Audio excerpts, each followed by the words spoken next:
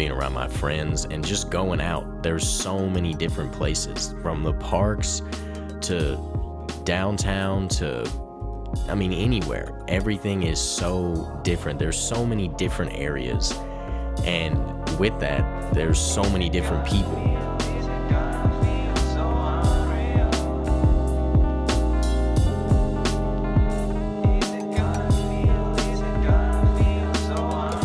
And as I was growing up, I spent a lot of my time playing basketball or playing saxophone, doing various different things, but those were the two biggest. And through that is where I met the majority of my friends, especially in high school. You know, I had my friends on the basketball team, and then I had my friends in the band.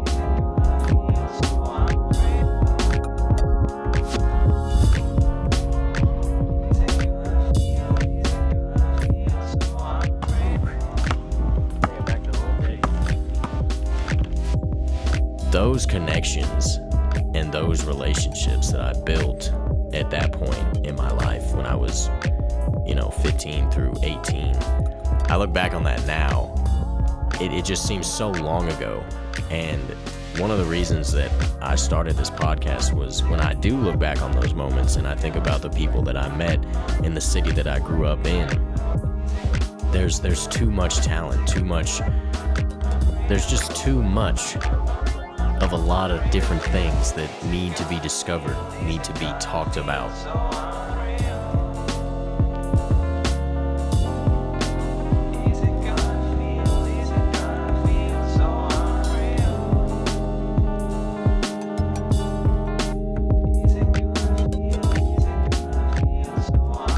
The goal of Lush Louisville is to shine light on all those different things that there are too much of.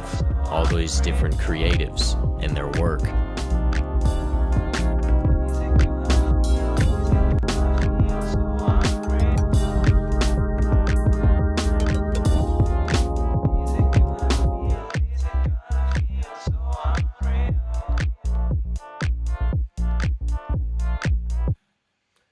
Yo, welcome back, everybody. Welcome to season 4 of Lush Louisville. How's everybody doing? It's been about 2 months. It's good to be back. Good to be back. We got season 4, episode 31 today. 31 episodes. That's crazy. We got super neat DJ duo group. Originally from Scotland. They go by FLORANA. 2 brothers, Michael and Rory Kerr. Now, they're from Scotland, but they've lived in Louisville for the past, I think they said 8 years. But they are in Scotland today, visiting family. And first of all, everybody can hear me, right? We're all good. Stream's good. Recording. Let me double check here. Looks good. But yeah, so FLORANA is in Scotland today, so that's going to be super cool. I got to speak with them a little bit earlier and see their faces for the first time. But yeah, they took a little trip visiting their family and stuff, so they've been in Edinburgh and a few other places. But other than that, so that's what we got on the agenda today. Welcome back. So I'm still working at Amazon. This week was Prime Week. Bro, let me tell you, I have never seen so many people order car seats. The first day delivering, there was like 5, in the huge boxes, there was like 5 car seats. And I have to unload the whole van just to get to one of them. This week I worked Tuesday through yesterday, and it was just like every day was, what are y'all ordering? And some of those boxes, y'all must just order boulders and anvils, bro. It's ridiculous. What's up, D3s? How you doing, man? Good to see you. I appreciate the promo yesterday. So, so the week at Amazon was crazy, but I'm still doing that part-time. And then also, my work with Sarah Mache. Things are going pretty well. We've got a couple of songs. One song that came out, I believe I had ended season 3 after this song, my song with her, Moonlight, that I produced and recorded her at in Franklin of Dark Horse Studios. That was quite the experience. But we did that like a year ago. So that song came out in, I think it was the end of April. So that song's out. We got another one coming out at the beginning of July. And then we just finished a song. We're working with, if you're familiar with the Wipe It Down challenge that went viral on TikTok, the wipe. I got to record him, BMW Kenny, and we got some stuff going on with him. Sarah's in Miami right now, so. But yeah, everything is pretty much still the same. So it's about to be the end of June, and it's been like 2 months since I've been back on here. But it is, let me tell you, it is good to be back. Let me pull up FLORANA's Instagram, and then we'll get to it. Yes, sir. So we got lots to talk about today. They brought up, when I was talking to them about what they wanted to talk about, some really interesting points that they brought up. And I was like, okay, this is gonna be a crazy show. But yeah, other than that, yeah. So I gave you a little bit of background on who they are. What's up, Dad? Team Legal Video. Good to see you. So that promo video at the beginning, yeah, my dad did that. What can he not do? So, yeah, let's go ahead and get FLORANA in here. We're going to give him a ring. Keep in mind, they're in Scotland.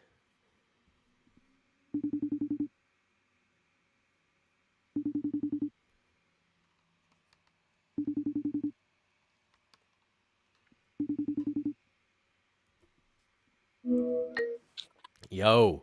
Hey, what's going on? Yo, dude, good to see y'all. Welcome to the show. Yeah, good to see you too. Happy to be on. Yeah, how y'all doing today? Great. Elegant. Yeah. Elegant. How's Scotland treating you? It's so nice, yeah. It's really cool here. It's like 60s and 70s. It's beautiful. Oh, it's a really nice place. Yeah. Bro, it's probably like 90 here. That's amazing. So what y'all got on tap for today besides this wonderful interview we're doing? Really, Scotland's really all about hiking, really. I mean, in the summer in June, if you can literally get outside and it's not raining, then that's where you are. And yeah. That's kind of what you do. So, yeah, we've been about town and whatnot, and because we kind of grew up here, so... Right. Yeah, so I gave... kind of gave everybody just a little bit of rundown about who you guys are and what you do. But tell us a little bit more about, so in Scotland, where you grew up, and then tell us a little bit about what you guys do and who FLORANA is. Yeah, so we grew up, we were born in Glasgow, Scotland, which is the biggest city in Scotland. And we grew up there, really influenced by like the city and things like that and the people around us. And then we moved to America later on after we'd finished a bit of school, and then we went to like high school in Louisville, of course. We went to Trinity, and then we both went to like our separate universities and stuff. So like I'm at DePaul now, and Michael just graduated Hanover. Mm-hmm. Yeah. Like we were saying, our big thing is music, which we started to release recently and work on. We're working on an album right now, actually. Yeah. We've been doing that for a while. That's what our big summer project has been. Yeah. But yeah, and a lot of people, like, I don't know, when they think of Scotland, they think of like little villages and like Braveheart and like stuff like that. But no, good movie. Yeah. Glasgow is about twice the size of Louisville, for reference. So. Oh, really? Where y'all grew up? Yes, it's twice the size of. Big city. There's a lot of people, kind of thing. Yeah. Wow. And it's very metropolitan. So. Oh yeah.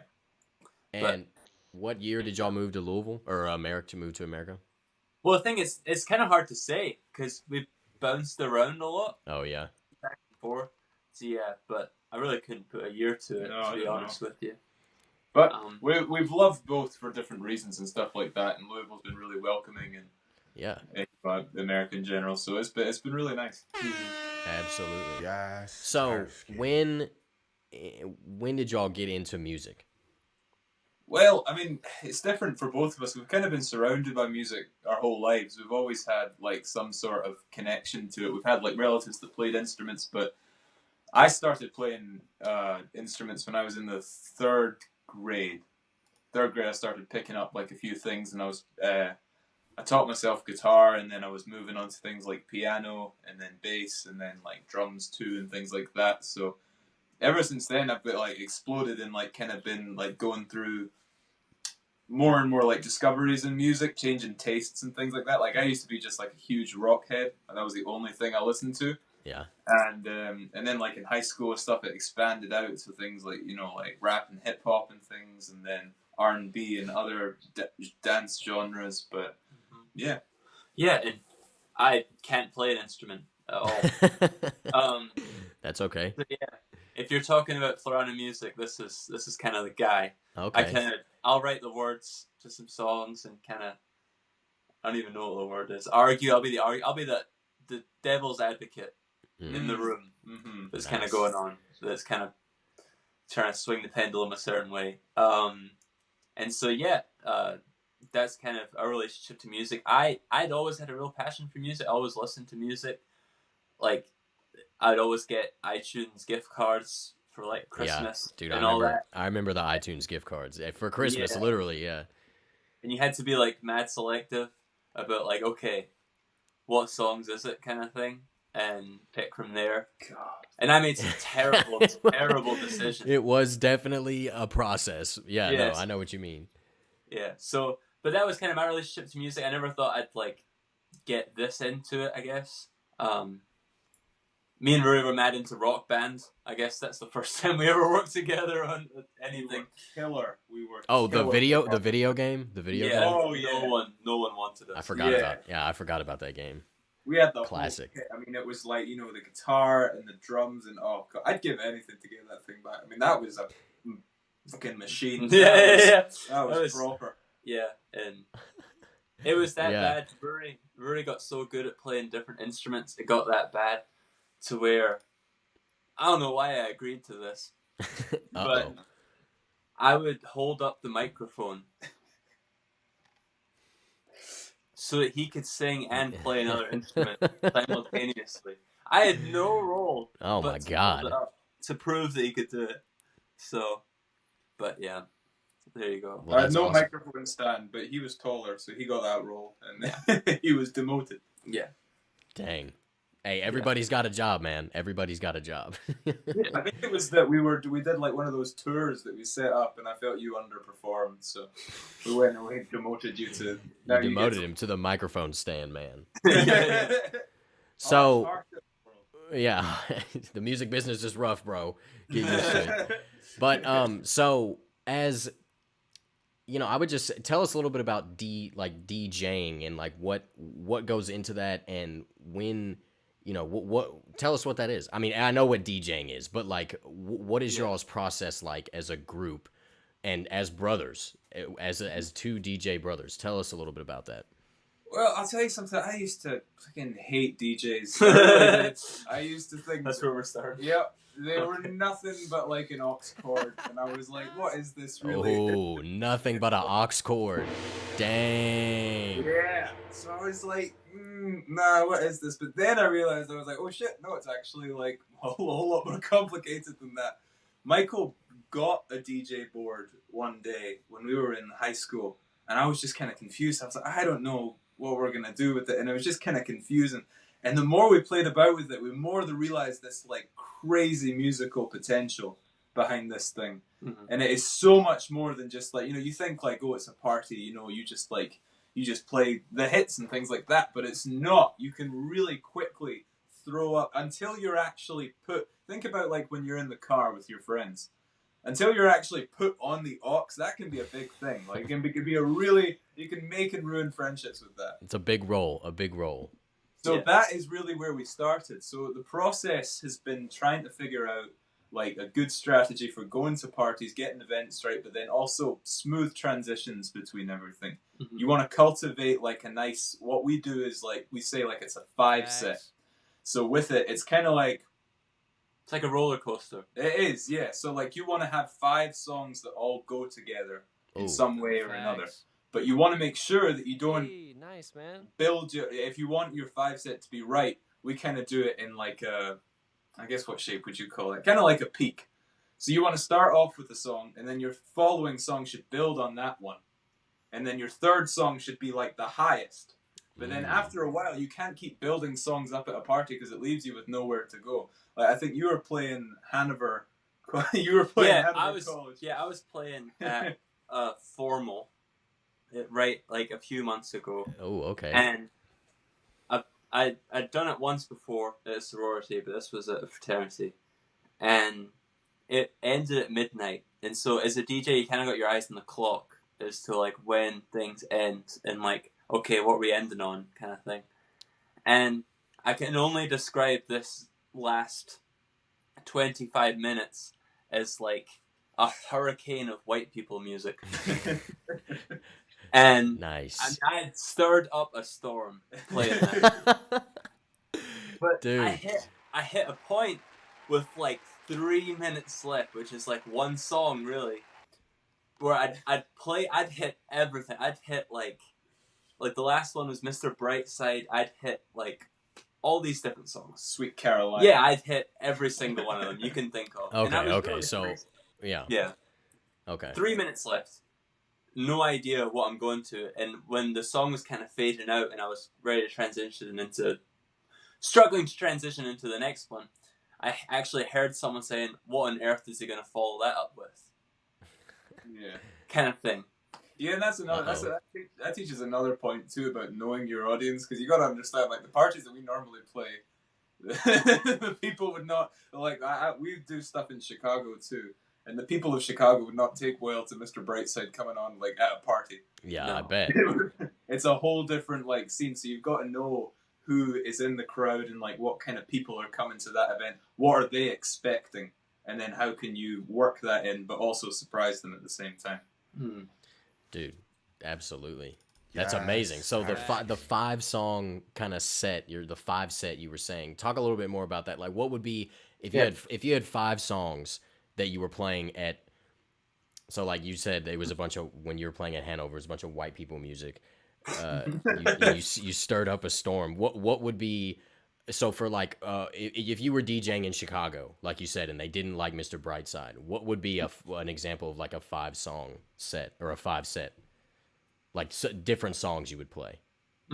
5-song set. So one of the things you want to keep in mind is that you don't want to play a same artist over and over again. And you never play the same song twice. Ever. That's a sin. That makes sense. Cardinal sin in DJing. That makes sense though.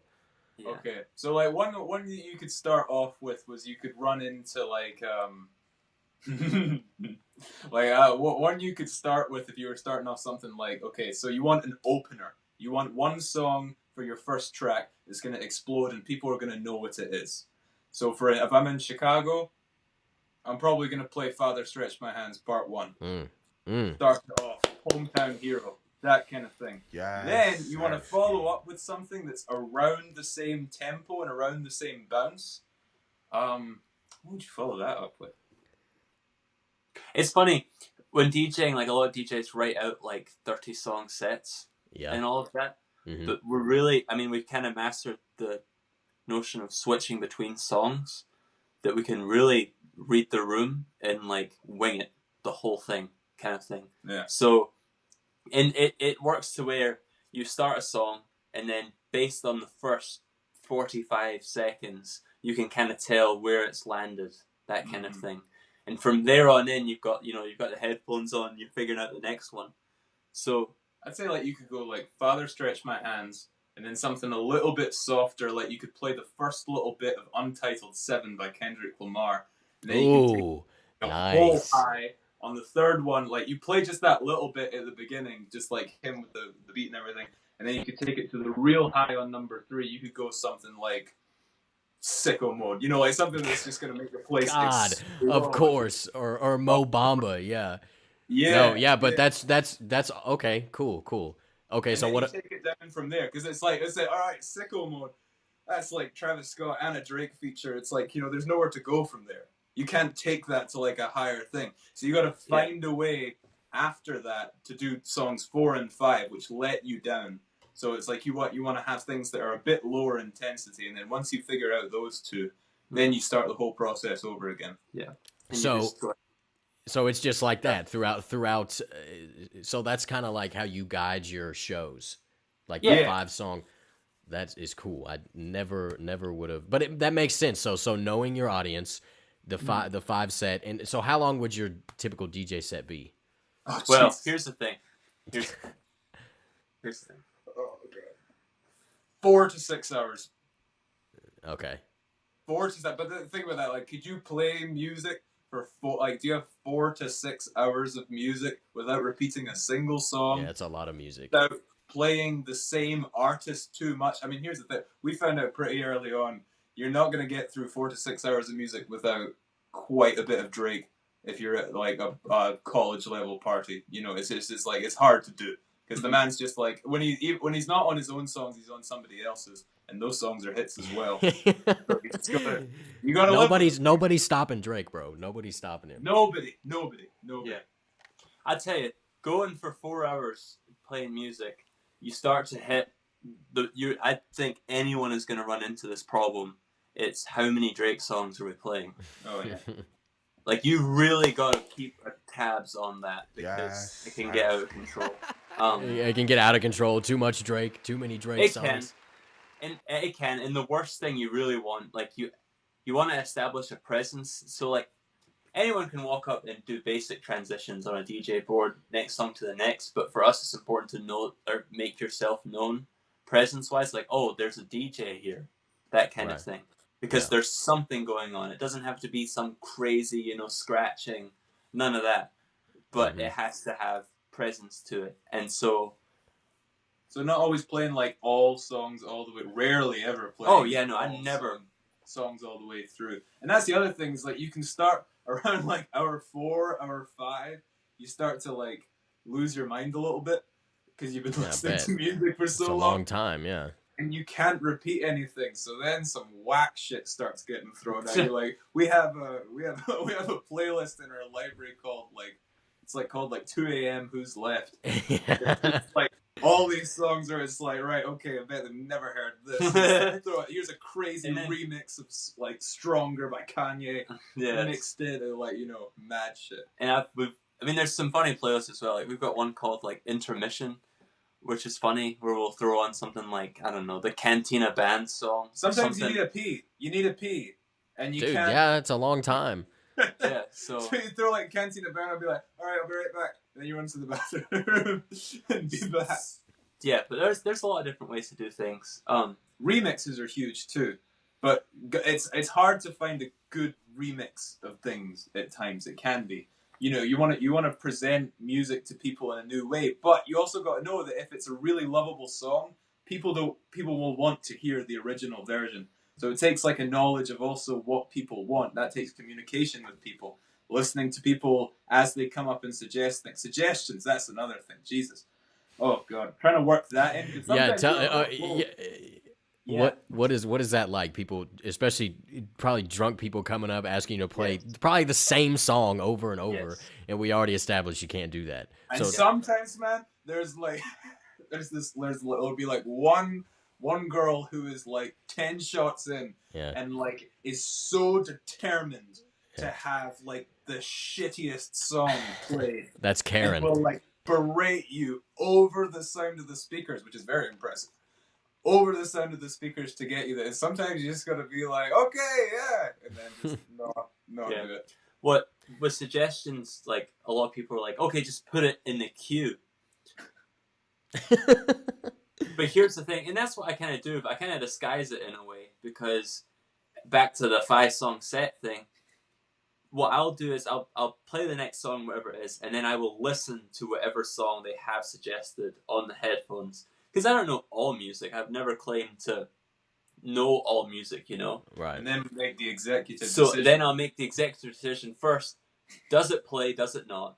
And then second, where does it fit in that 5-song kind of pattern, or where we're at right now? If it's slower, okay, we'll keep it off to like 3 songs more, 2 songs more. If it's fast and it's a great suggestion, then we'll whip it up next. It's a gamble, because sometimes you think like, oh, I really don't know about this, but these guys seem really sure. and then you throw it up, and we've seen it like, you know, songs we've never even heard of, and the place goes fucking ape shit Yeah, when that's it how. goes on. Well, and then I learn, and then it becomes part of the Then you add playlist it in, in it's the like, all future. right, okay, cool. Yeah.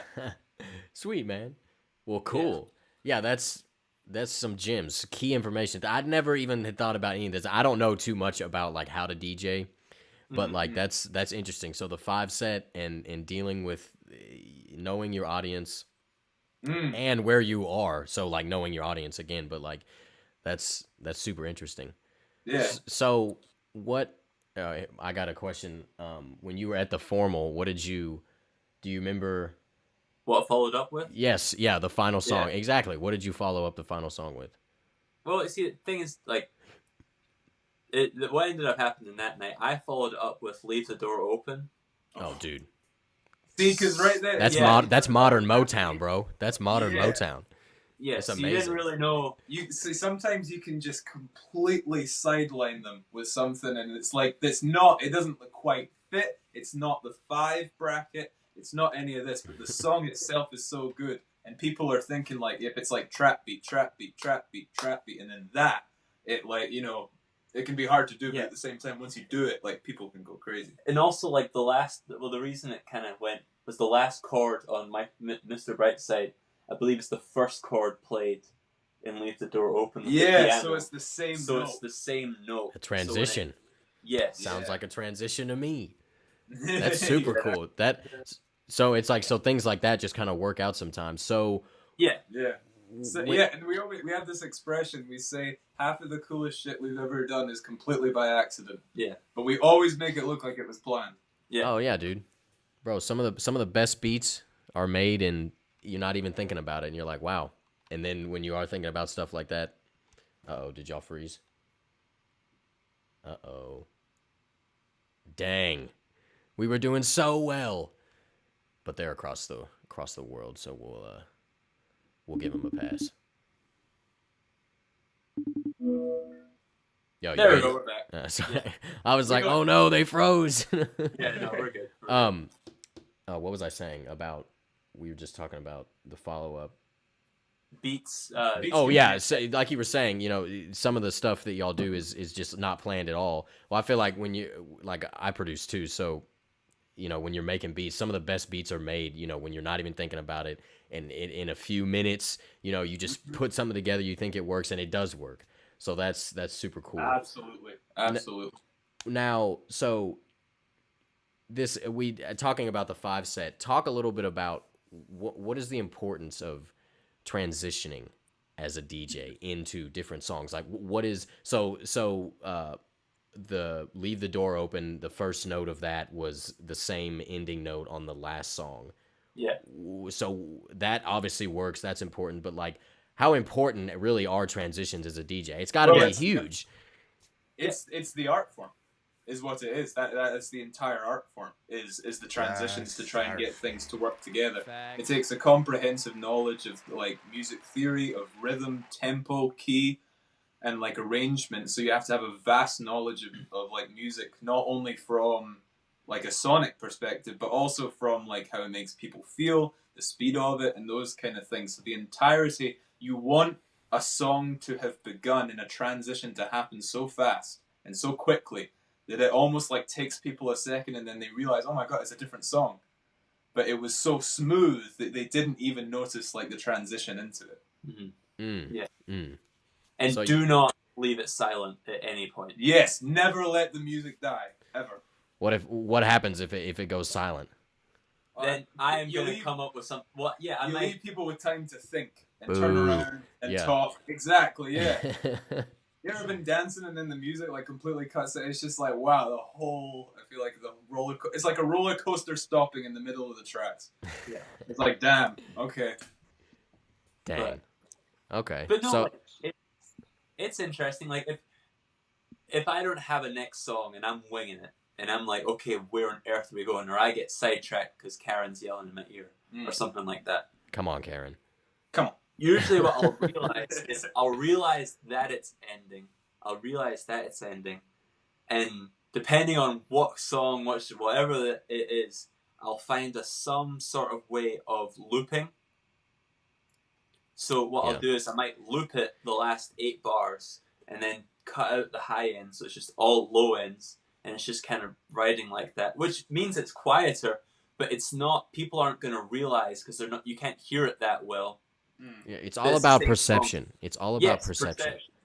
And so people don't realize that it's the same song. They're just hearing this kind of low frequency, and Yeah. that gives you time to rise into whatever one you're going to next. And with that looping, you can also do like the classic. They call it like the EDM rise. Yeah, you So can you do can that have like too. dum But dum dum dum dum dum Yeah. dum, and then speed it up, and then pause it for like a hair of a second. So it gives. You can use the pauses to your advantage, but only when they're very brief. Very so small. pause allows people to go what, and then you hit the new song, and then that's. But it has to be within like a blink of an eye, in order for it like to catch the people right at the right time. So you catch their attention, and then hit them with a banger. Catch their attention and hit them with a banger. yeah, That's amazing. That's amazing. Well, that's super cool. And that, I mean, that's all makes sense, really. Like it's all about perception, and and especially no dead air, no silence. Can't have that, because that obviously it's when you're dancing and the music stops. It's like, what the heck, man.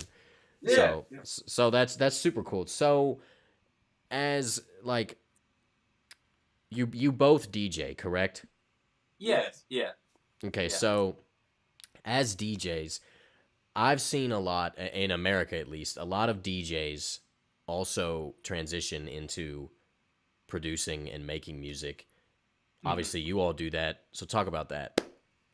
Well, production almost came first. Like I worked, like when I was really into rock music, I was like in like a bunch of different bands at the same time. I was known as like, I could play a couple of instruments, and so I just kind of got shifted around, kept changing and stuff. So producing kind of came naturally because we knew all the parts of a band and all that. And then when these like garage band and things like that happened, then it was like, okay, now you have complete freedom, and you can. And I started to become fascinated with that because it was like, all right, yes, finally, no one to argue. And then Michael came along. But until that point, it was this fun time where it was just like experimentation and synthesize, and then this whole world opened up, really. So DJing and that go hand in hand, because when you're producing your own music and you're aware of like scenes at a party and things like that, you know the type of elements of music that get people going. You know the speed it's got to be moving at. You know like the general sound of things. So it's almost like when we're DJing, we're also like studying as well. Yeah. Where it's like a little social experiment too, to try and find out things, and then we use that and put that into our music when we make it, based on the things we know will get people moving. Because at the end of the day, I mean, your music, I mean, it can be really hard. Unless making music to be performed live is a great tool to do. So making music with live performance in mind, yeah. Can be a great guide for what kind of instruments and things you want to do. But yeah, we started producing. I don't know when was that? I don't know. It's Like probably probably like 2 solid years ago was when we really sat down and actually 3 years ago. 3 years ago. 3 years ago. But yeah, it's been interesting. I mean, like the forms in which we've done it through have been endless. Like I guess if production counts as Rory in the basement with a guitar and me mumbling nonsense trying to come up with words. If that counts as production, then a lot longer. So since we were kids. Yeah. So, but as far as like live performance goes, you can only DJ a frat event for so long in life. You know. I'm sure. So. Well, hey, I don't know what the record is. 4 years. I mean, while you're there is cool. After you leave, not cool, bro. Dude, yeah, yeah. What are you doing? You not got a job yet? But hey, if they're paying you if their frats are paying you, man, I would go back and do it. But I get what you're saying. Like it would be. It would be. Yeah, like 25, 26. Well, it's like ooh. And the other thing, one of the weird things is, some of the most sought after shows from like new artists and whatnot are the college shows. Mm-hmm. It's like, like the college will book an art, like U of L will book someone, that kind of thing. They do shows every year. Those are really sought after because like our generation, or this age group, are some of the biggest consumers of Yeah, music. for sure. Yeah. Yeah. So if you're DJing a frat party or something like that, you technically are a college show Ooh. for a short period of time. You may not be at that scale that like the college has booked so and so, but you're still especially at small school like Hanover, like you're still there. You get 300 people. Yeah, in you a get room. 300 people in a room. That's pretty good. Yeah, doing the show, yeah. Yeah. Bro, we had I went to Middle Tennessee State University, which is in Tennessee, and it's like 30 minutes east of Nashville. And a couple years ago, my sophomore year, freshman year, they brought Ludacris to, and that's not DJing, but like what you're talking about, the doing the shows, like what you just said, Michael. If you're in college like that, it's basically gonna be a show. Like so we had Ludacris freshman year, and then sophomore year we had Black Bear and Lil Yachty, and that was crazy. And then next year there was some I couldn't even go to it the next year, and then I graduated before. But it was like our spring concert, and I mean, especially when Lil Yachty was there, the whole school was there, and it was free. All you had to do was just go get a ticket. It was free though, so that was always really cool. But like you're saying, you get 300 people in a room. I mean, when Lil Yachty was there, I'm pretty sure the whole university was at the basketball arena. But so that's interesting. So do you, keeping what you said, Ruri, about live instrumentation and producing like you're gonna play live, I think a lot about Travis Scott when people say that, because I just feel like his music, and his music just represents his shows so much, I don't know if I'm sure you've seen like YouTube videos of his tours. I saw him at Bonnaroo back in 2017, but and not just him, but like when you said that, I think of live performances like that. It's like music like that is meant to be performed live, so you take that into account with what instruments you're going to play or how you're going to produce. And so talk about that. What are you all producing in? What's your DAW of choice? We bounced around a lot. But our home is Logic. I trained myself in Ableton. I liked it. I got behind it and stuff. That's what I use. Yeah. Yeah. I like Ableton, but Logic was like the home ground, because we started on GarageBand, and then Logic is like the steroid version of that. So that's like our home base. Talking about like music to be performed like that actually comes from the Beatles, because on their first albums they were trying to, because they got their popularity from playing around Liverpool and in those like beer halls and things like that. And in their first albums, what they were trying to do was to recreate that experience. There's a lot of reverb and kind of echoey, like hall chamber type stuff on their first albums. And it's because they're trying to give everybody the experience of what made them big, which was their presence live. Wow. I did not know that, but that's super cool. So they were trying to replicate the beer holes and stuff like that with the reverb. And with Travis Scott and with things like that, they're doing the same thing. I mean, obviously it'll get bigger when you get live. You can't give everybody that hit you in your chest sub bass through a headphone. You just can't do it. But trying to give people a taste of that is what's going to draw people to see you live, to see right, how could this get any better? Yeah. So when let's talk about your single, Unreal.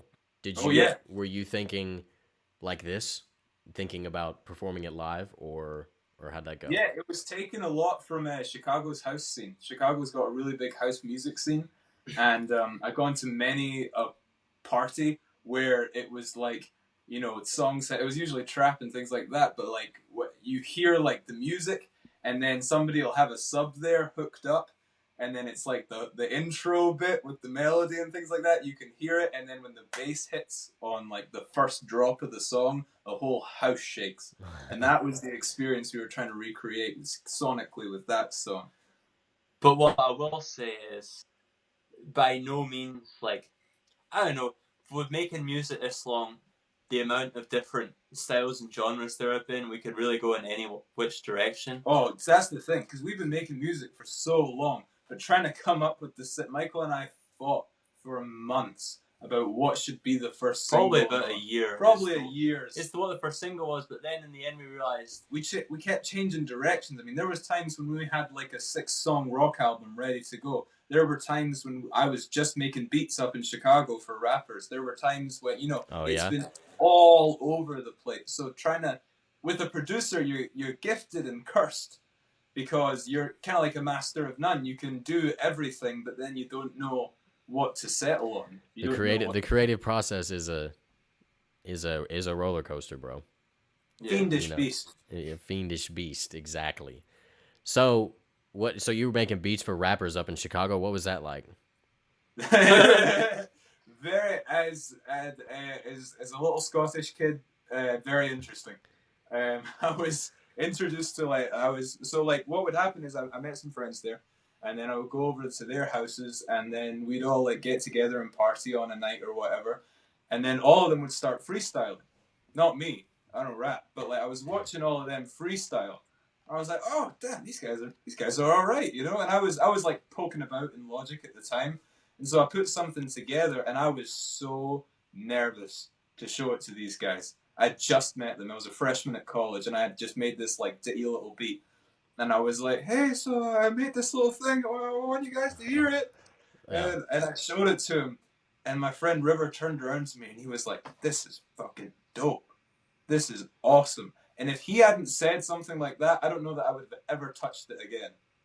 I was so like riding on that. So his support meant so much early on. And that's why like with friends, when you show like your friends music, it can mean the world when they give you that support. So I moved around and like their friends told their friends. And then I just so for a while I was just a beat maker. And my biggest influence was Kanye. And people really liked that. Dude, me too, bro. Still to this day, me too. That's a lot of mine. Yeah. So I started making beats like him, and then people really started gravitating to that. And then I just kind of went from there. And then I was working with a lot of different people sending stuff over, not really paying for things at this rate, because it was still like between friends. So it was just something you did, and that made it more genuine and almost made people care more, because it wasn't seen as like this, okay, $30 is a thing, and then it didn't feel right for a lot of people. Yeah. So I was really more working to get creative with people and try and let them guide the stuff as well. Mm-hmm. But it was really informative about, that really taught me the most about collaboration with people and how difficult it can be, especially in creative forms, and the way to talk about things and the way not to talk about things as well, like about the beat in the studio and things like that. Mm-hmm. We'll talk about that. What do you mean? So as being a producer, right? You're the entire band. You're everybody. Mm-hmm. So when you come in and you're a rapper that I know or don't know, and just start like dictating things to do and what not to do, and take that out and take this out. When somebody tells you, when you're making a beat with a rapper, it can be the most frustrating thing in the world, because they'll say, try something else.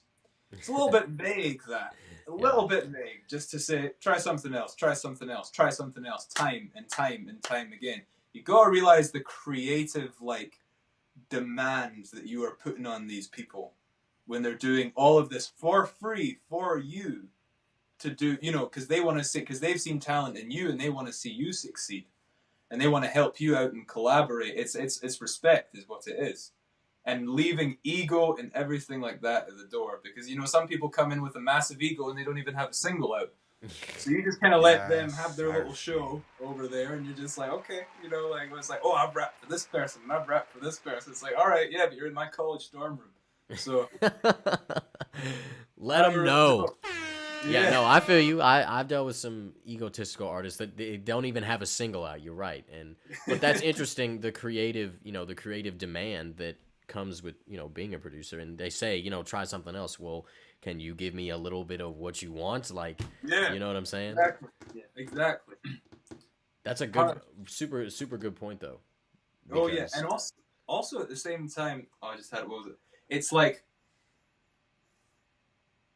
damn, it's gone, I had it. Part of being an artist is being an artist and like having an idea of what things are, and like suggestions and whatnot. Even if it is, I kind of like this album, and I kind of like the way this person makes music, and I'd kind of like to sound like him or her, can we try something similar even? Like something, I mean, that goes a long way. Mm-hmm. As long as it's not something like, I don't know.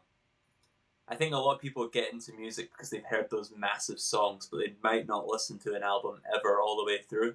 Yeah. So, yeah, that point. That was it. Another thing.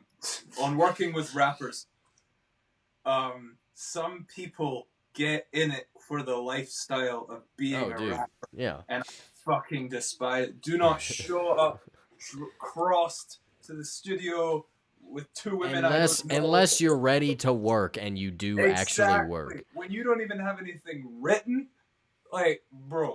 My rule is if you don't have anything written and you're in the studio and you're paying for time, you better be Jay-Z because nobody has time. But like, you know, if you're trying to get better at freestyling, like I worked with a rapper a couple years ago, and he would just come over and I would make a beat and then he would just freestyle, and that's cool.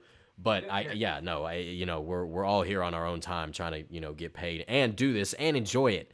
But like when you just suck and you don't have anything written, that's not gonna work. Exactly. And I write words. I write words. Good. I write Nice. I write lyrics even for other people and whatnot. And I'll be the first to admit, like, if someone's making a song, like, it might not come to me on the spot, kind of thing. But but that doesn't mean I'm not gonna stop listening to it. Like I'll be like, okay, bounce it.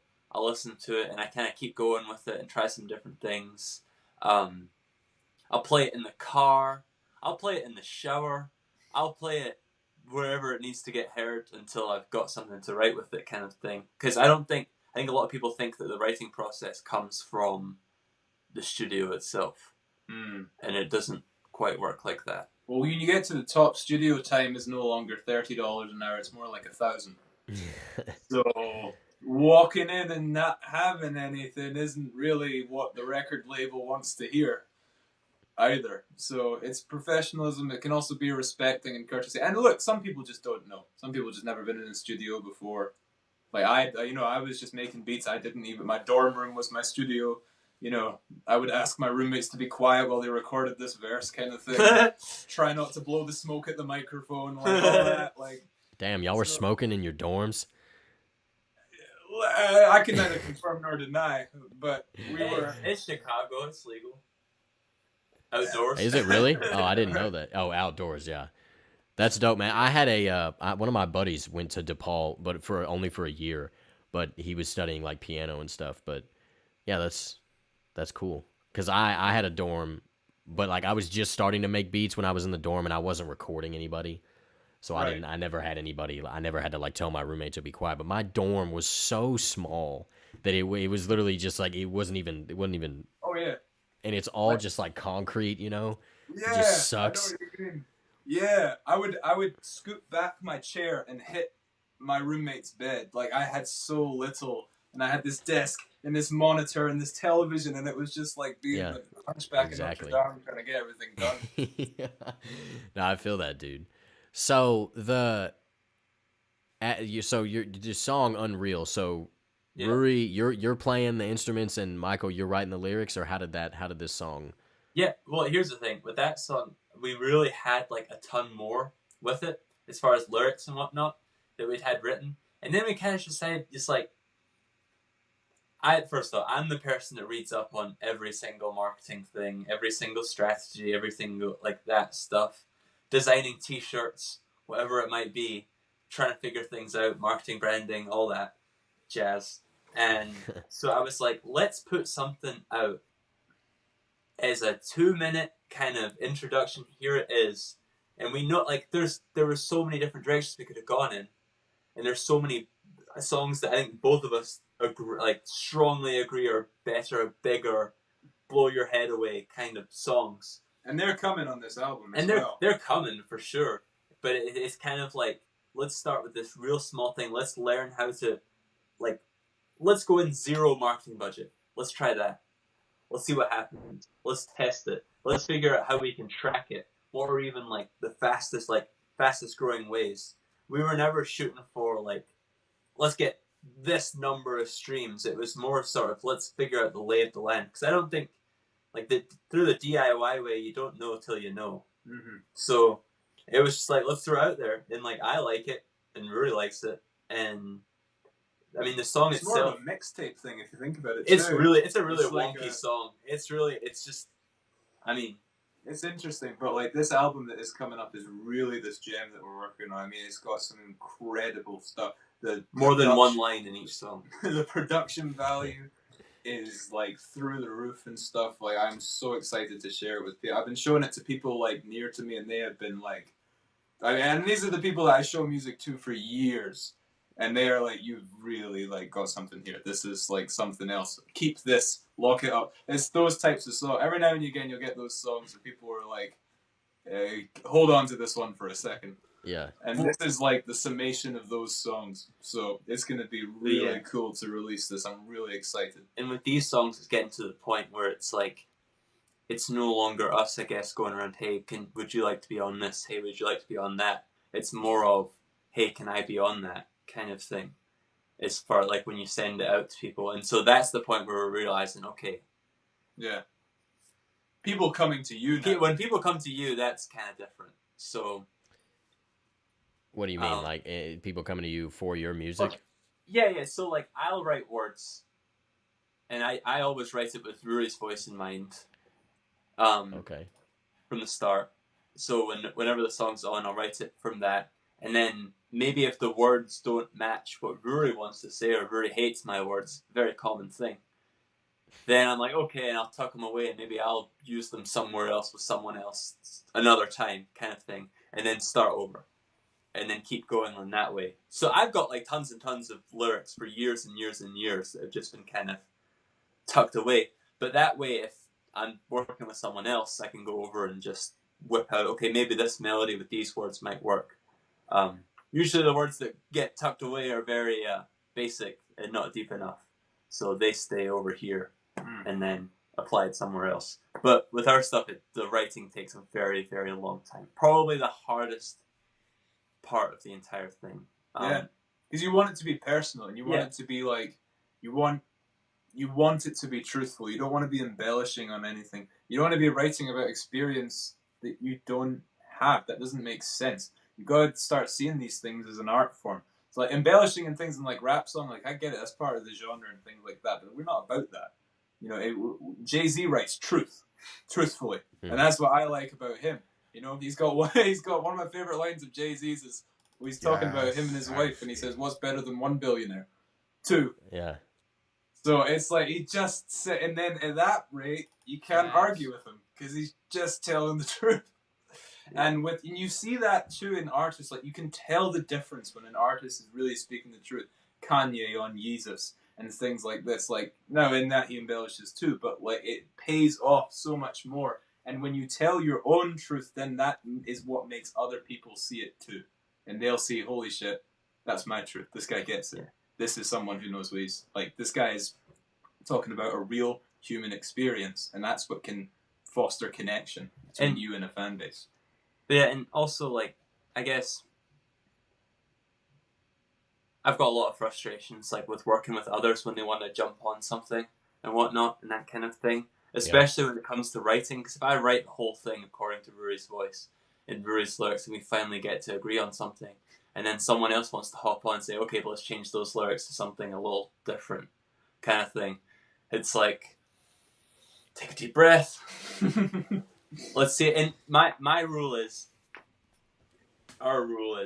if you're gonna suggest changes or want to jump on something or do it, send me it. Here's the instrumental.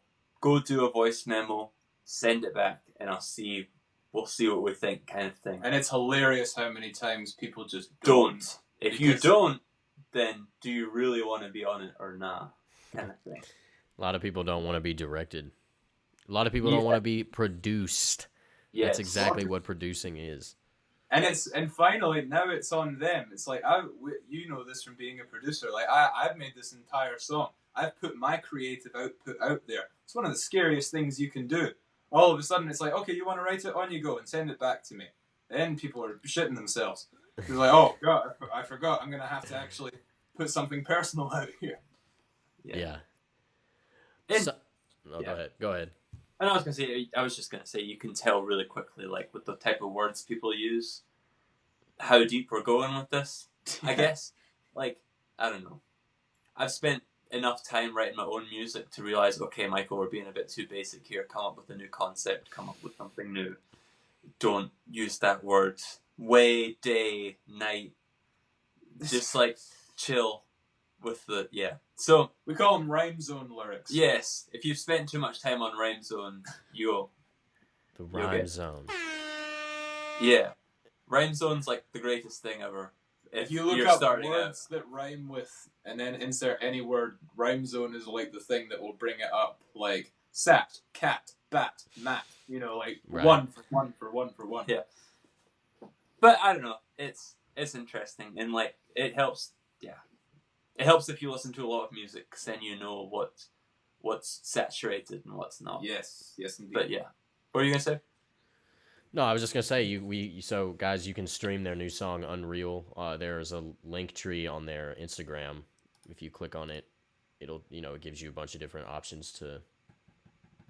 Yeah, I'm sure you got like Apple Music, Spotify, YouTube, Amazon, Tidal. So you just click on one of these, and then you can hear their song. But yeah, so super cool, man. And I was playing that. I did a little promo video for the start of season 4, and I was playing it at the beginning. I don't know if you're watching it on YouTube, but I was playing it at the beginning, and I played your song. So that's what you were hearing at the beginning. Cool. Yeah, for sure. So the big thing I want to talk about. All right. The music scene in Europe versus Louisville.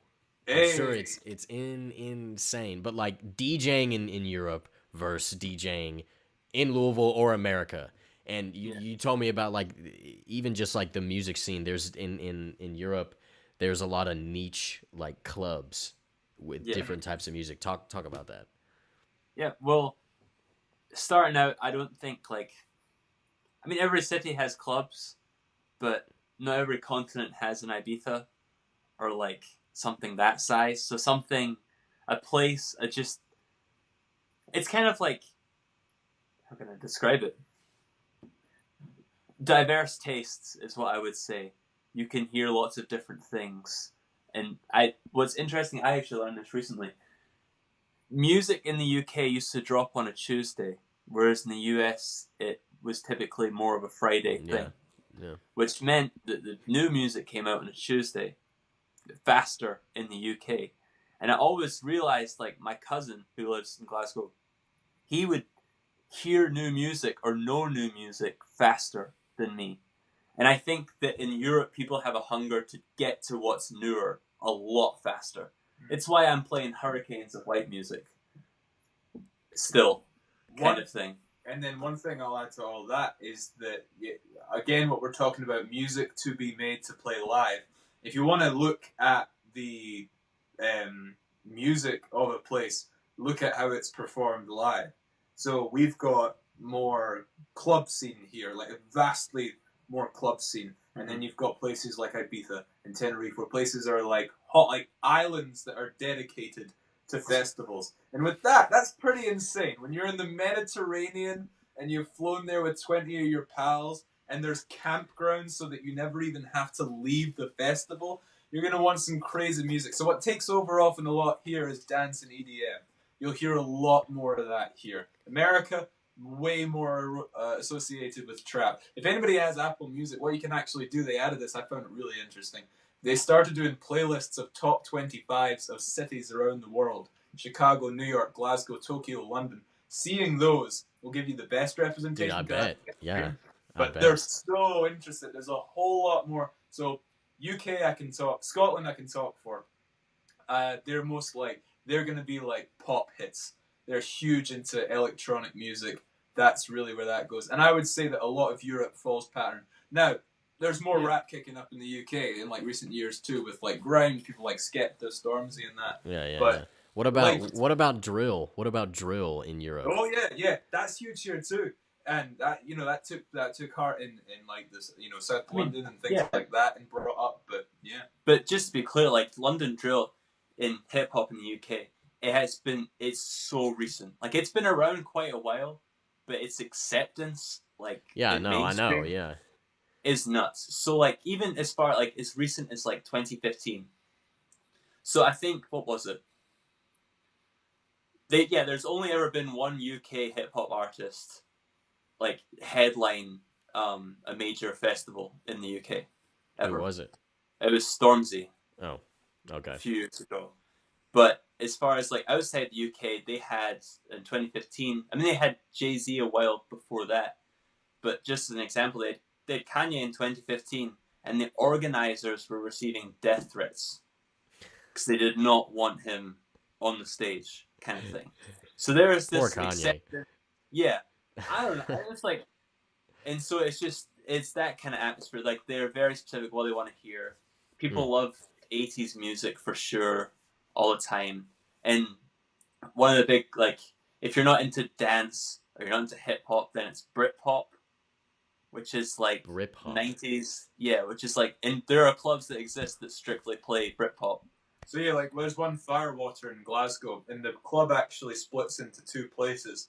And if you go into the left one, you'll hear like pop hits, electronic music, like that whole thing. If you go into the right, straight rock and roll. Yeah, That's And that's so a cool. modern, That is super right? cool. That's a modern club. And now that people 18, 19, those are the types going there, and it's still accepted as that as a mainstream legitimate element. A lot of people in America are like, "Oh, rock and roll's dead." Go to Europe; it's still living. Yeah, and yeah, it's interesting because like Britpop itself is kind of hard to narrow down, but if you think along the lines of like band, like it's really band based. So like the 1975, if they were around in the 90s, would be Britpop. It's like Oasis is a Britpop band. Blur is a bit Britpop band. Yeah, so there's it's a weird specific thing, and it's tied culturally to some different things as well. It's really cultural based. And I will say, we've found this really interesting thing too. It's when you listen to like a piece of music in the city that the artist is from, it makes like more sense. I was just gonna say probably He's lot not more from sense. there. He's not from there, but we spent 2 months in California back at the start of the year, and we listened to Tame Impala, and it hit different. Like it was really, you could tell he's not from there. But like listening to Kanye in Chicago, when you hear flashing lights and see the Chicago skyline, it's different. And when you're listening here to like those 90s like grunge rock kind of things, you get it. It's like, oh right, okay, the aesthetic is right. Mm-hmm. The aesthetic is right. Absolutely. Hell yeah. Hey, nice, man. Dude, that's super cool. Yes, So now, like, what are some? So what do you see in Louisville that's different? What's better and what's not good about DJing in Europe or music in Europe versus Louisville or America? I would say, in Louisville is a great city. I really love Louisville a lot. There's no but coming. I really do love Louisville. There's a very interesting difference in like the class of people that are coming to it though. A lot that has to do with, honestly, I'd even put it down to like public versus private schools, where people came from, and that can judge your differences. I'd say in America, in the frat systems especially, depending on what frats that you're playing at, there are going to be musical changes there too. And it just gets harder because it's like, I really don't know, there's no well, I mean, maybe there is, but like, it is hard to find a transition between Sweet Caroline and Mo Bamba. But they're going to want to hear both. And that's very unique, I would say. Because you've got like Kentucky is like, there's always that argument, it's southern, but it's like the most northern south. And you see that. So there's like southern and northern definitely take hold in Louisville in a really interesting way. They smash together. And so you have people with really diverse tastes all over the place. And growing up in that and like starting DJing there was a really weird experience because you got a really unique music like palette from everyone. So you could play different songs at parties that would hit. And then you go to Chicago and it's like, oh, right, this does not hit here at all. Mm-hmm. But Louisville is really good at meshing a lot of sounds into one. People's palates are really big in Louisville. They listen to a lot of different music, and they'll want to hear a lot of different music live as well. Mm-hmm. Yeah. Forecastle's a great example of that. You know, you got like you can walk from like boom stage where you're seeing like some random trap artist, and then you can look over like the main stage where some pop group you've never heard of is performing. Yeah. And then there's like a strange violin quartet playing the other one playing bluegrass music, and it's like what? But at all three, people are going mad. Yeah, You know? there's always somebody. It's Yeah, crazy. yeah, Always somebody there who it's like, man, I would fucking drive 100 miles to go see these people. So I would say that versatility is something Louisville has unique to it. And Absolutely. I think Louisville also has the ability to come round to things eventually. Like it might not hit right away, but over time, like Louisville allows things to develop, and kind of grow on them as time goes along, kind of thing. Because I know for a fact that like Jack Harlow, for example, really struggled early on because it was in high school, and like getting people to take him seriously at times was difficult. yeah. And it was like really, really difficult. And today, like, there's kids in high school because he's a year older than me, I think. And there's kids in high school today. They're like, "Oh, this guy's the coolest, this, and that kind of thing." And we love his music and like huge fans, that kind of thing. And we were But like the guy from Atherton? Yeah, it's just like, man, what, like the transition there, like people really came around to that. Like it took a process. Yeah. For Yeah, well, he definitely got better too, but this is also true. But it definitely took a while, and that's what's kind of like something that I know is attractive to us. Is like maybe they can come around to us at some point. And if not, then we're not necessarily concerned. Yes, We don't really care. yes. We're kind of making music for us. You know, it's not if you like our music, then you can come and listen to it. And if not, then we're not concerned with you. Right? That's kind of that's the attitude, bro. Hey, make music for yourself, man. Exactly. Yeah. Well, it's our truth as well. It's the same thing. So if you don't mess with it, it's like I'm not going to change anything for you. I can't change. I'm only telling the truth up here. So, talking about, your all's music, what is your all's creative process like? Like, how do you go about making a song? Throwing paint at the wall. It's like is a whole. Sometimes we approach from music standpoint, but right now what we're doing is we approach from a songwriting standpoint first. So with an album, it's different from like if you're just like making a beat in Chicago. It's like, all right, what's the kick sound like? What's the hit snare? Where's the 808? That kind of thing. But when you're writing something like an album, it takes more than that. You can't start with the instruments on an album. You got to start with the story that you want to tell. And you want to show the arc to it too. So it takes a lot more conceptualizing first. And then once you have that conceptualization, once you have the story, the arc and kind of things, and the things you want to hit on, and once you have the words to it too, then we just lay that down. And then the music comes from that. Not to keep going back to Kanye, but like listen to the lyrics of Jesus, and then the sounds around it make sense for it, you know? It's dark, it's abysmal, it's like it's in a cathedral, it's all big, huge, life or death things, because that's what he's talking about in it too. Massive things. Tyler the Creator, he has like these beautiful sounds meshed with these like really hard hitting toxic 808s. And if you listen to his lyrics, he's describing being caught between two things, between being bombastic and over the top, but also being lonely and like not feeling like he was ever enough for things. And so we wanted to do that exact same thing. And that's amazing. That's a good description of Tyler. His new album is awesome. Oh, it's God, so good, man.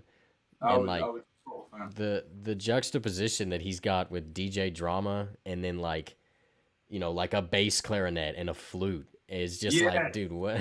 It's so cool, dude. I really enjoyed it. But okay, so yeah, that's super cool. So you so who's doing what when you first sit down and make a song? I know that you play the instruments and you're doing the kind of the lyrics, but what, how do you all get inspired? I think it's really who yells at the other first. Meaning, like, if I have words and I'm like, Rory, we got to make it like this, something that sounds like this, something that sounds like this, Rory, we need to make this song. It sounds like this. And if that wins out, then the song begins and the words are kind of coming first and it's morphing like that. Otherwise, it really involves Rory making music somehow when I'm not looking Well, I think somewhere, and then he'll send me it, or And then I'll get find it on inspired. his laptop, and then from there it'll kind of develop, and I'll start writing some words around it, and then see if it fits our sound, or if we maybe keep it for something else, and then we kind of move from there. I'm always writing. But what it's going off of as well, like, you know, the Tyler the Creator juxtaposition, it's like we're like the unstoppable force meeting the immovable object. But when we meet, we actually end up going in the same direction. Because it takes the two of us coming together, opposing sides, and like going back and forth on things, and that's how we found what breeds the greatest output. So we have to come together, and we have to spar, and we have to because when you spar, then you become passionate about the thing that you're talking about. And then when that's the case, then you've really got something. Mm-hmm. So we go back and forth like that, and it's together that we like really, it comes together. It doesn't really start from any one source. It's like it comes, we develop parts on our own, and we come and show it to each other, but like we're not one without the other. Yeah. Absolutely. Not one without the other. Well, that's Yeah. awesome. So, you know, what's any words of advice for producers and DJs coming out of Louisville, getting started? Quit. Quit. Why you say that? No. Because y'all about to take over. There's no competition. No competition. No. I was just trying to throw people off, but yeah. Listen at the competition. If I had any advice, it would be that the most terrifying thing you can do is be yourself, and that is often what you're most afraid of doing is sometimes the thing that you need to do most. And it's very nice to make Drake type beats and Kanye type beats, but you've got to find the you type beat. Yeah, exactly. You've That's my thing with type beats is like, yeah, I get you're trying to, you know, get placements and stuff, but like these people already have beats that from producers that they make. That's a whole different story. Type beats is a whole different conversation. But anyways, go ahead, continue. Yeah, no, that's honestly my biggest advice for people would be you got to take that leap of faith, and the sooner the better. And when you first start out doing that, it's gonna be well shit. It's gonna be well shit, and you're not gonna like what comes out. But keep plugging away until you find that thing that you do like. Because nobody, I promise you, if you just sound like everybody else, you're gonna fade away like everybody else. Mm-hmm. Yeah. Harsh, but true. But true. That's what you've got to do. Yeah. And it'll take a while too. I mean, my God, it took us like 3 years to come up with a single, and like, you know, it takes a while. It does, yeah, it does. That's when people really step out. Then you see it. I mean, Tyler the Creator. Who the hell sounds like him? Nobody. Yeah, that's true, man. That's true. And to me, he's like Mac Miller in terms of always making good, relevant, different music. Yes. I wouldn't, you know, I guess you could say they might sound similar, but I'm talking about in terms of like consistency, you know. Yeah. And then once you're there, the consistency that you can get from that. I think like Tame Impala and things like that, like, you know, once you get out there and find what it is, then people turn to it because not only is it good, and not only does it make sense and it's valuable to them as people, but they've never heard anything like that before, and that's exciting. Yeah, I felt like Tyler's album, what was it? If You Call Me, Get Lost, or when you call me. I felt like it was like Flower Boy, like on steroids. Like it was just like it would just took it to a whole nother level. But you know, that's a different conversation. But no, I get what you're saying, man. Yeah. So yeah. Well, guys, it has been quite the informative show to have y'all on here. I appreciate all the gems about DJing, man. That's opening my mind about the 5-set. Like that all makes sense. I just never really thought about it, but I'm sure Next that time like you're on aux in the car. yeah. Do that. That's true. I got to get my aux skills up. Nobody ever asked me. I mean, I'm usually driving by myself, but nobody ever asked me gives me the aux. So I guess they have no faith in me, but I don't know. Make them have faith in you. You got to take charge. Give me the aux. For sure. But before y'all leave, I'm gonna put y'all in the Lush lockdown. I got some opinion-based questions about Louisville for y'all. All right. I'm gonna give you 10 seconds. Hold up. Let me get this timer up here. Oh damn. I'm gonna give you 10 seconds, and I'm gonna ask. Well, there's 2 of y'all, so I guess I'll give y'all 15 seconds to answer. Dude, what happened to this? I used to have a timer on here that you could like see. Hold up.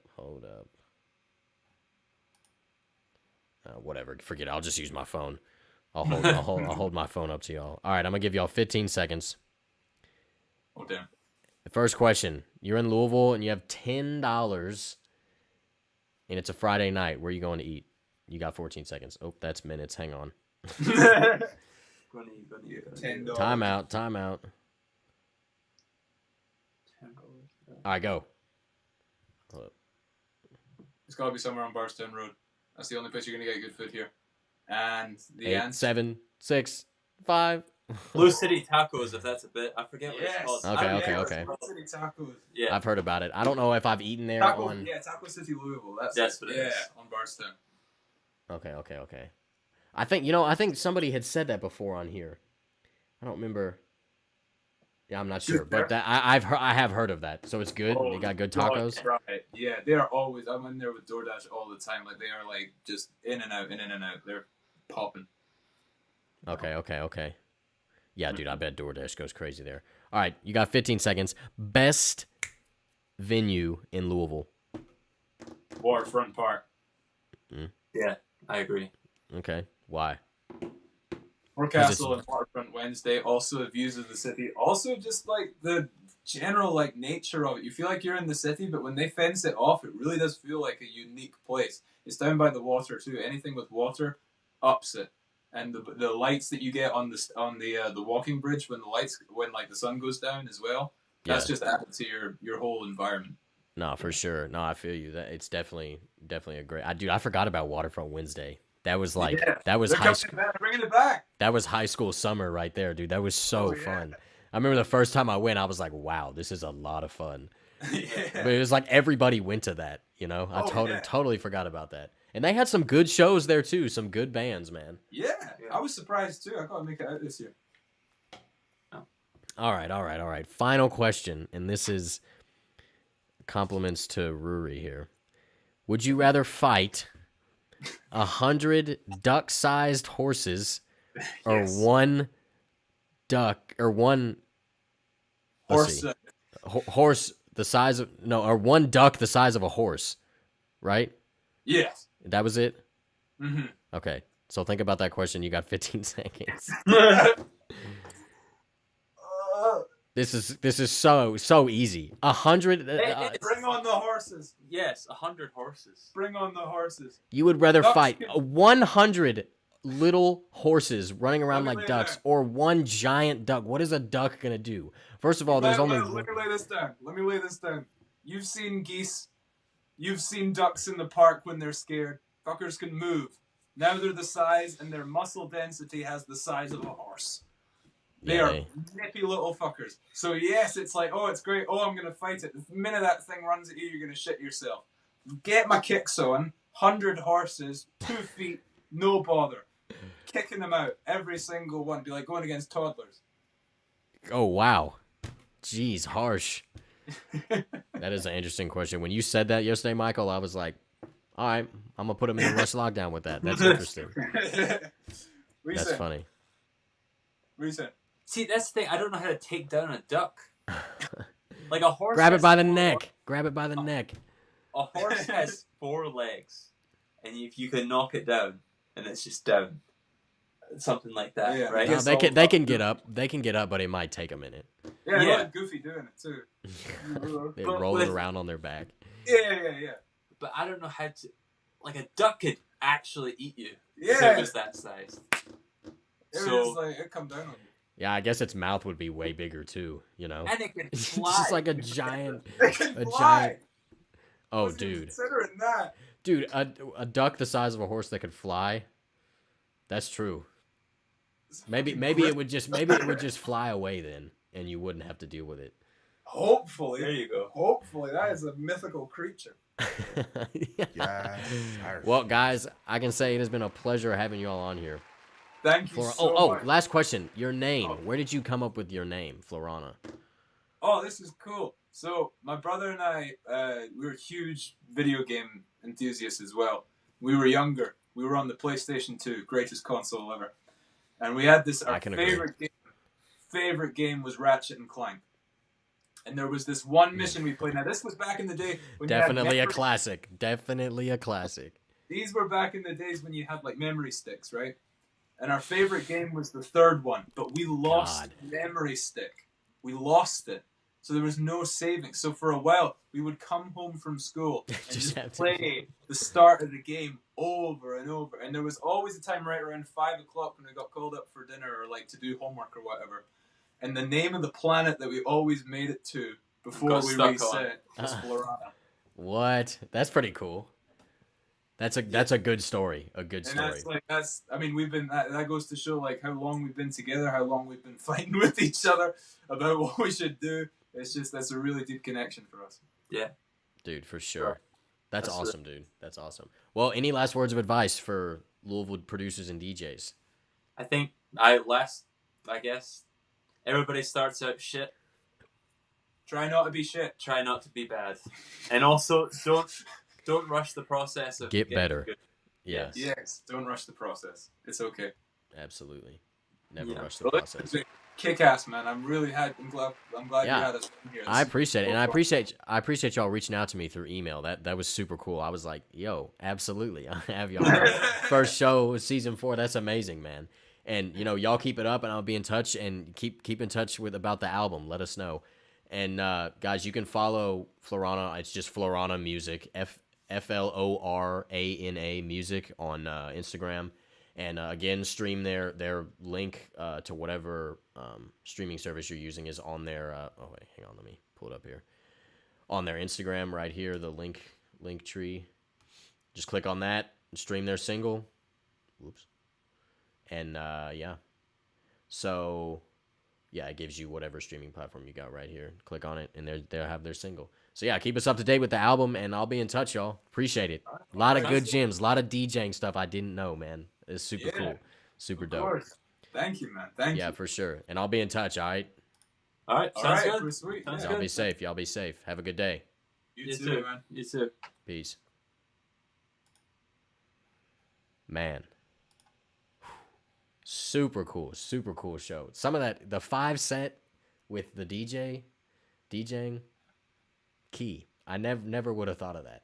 But again, it makes sense. You know, you got to keep people's attention. You gotta have something going, and no silence. Silence is a sin. But yeah, I appreciate everybody tuning in today. You know, we're back. I'm gonna be doing this every week, every Saturday at 1 p.m. So next week we got episode 32. Got a few guests lined up for that. So be sure to tune in. And I'm trying to think of anything else. It's got a long weekend next weekend. We have 4th of July off for Amazon. So I got Friday, Saturday, and Sunday off. I'm looking forward to that. I got to go back to work tomorrow. So, but yeah, everybody stay tuned. Thanks for tuning in to Lush Louisville.